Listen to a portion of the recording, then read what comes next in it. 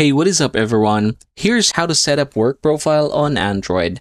Now, in order for us to get this done, the first thing that you are going to do is open the Google app itself. So you can go ahead and click this one. If you don't have it, just go ahead and download this one right here. Next, go ahead and click on the profile here.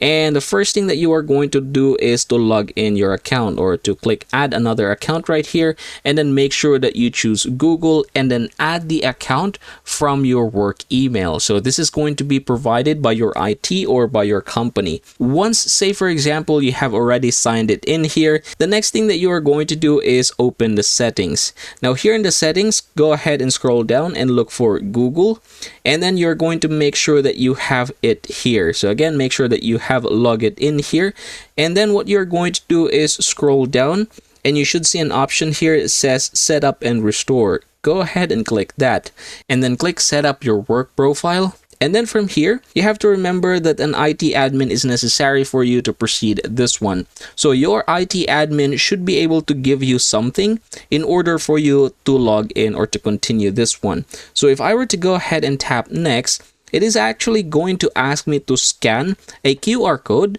provided by our IT admin. So this is what I'm talking about.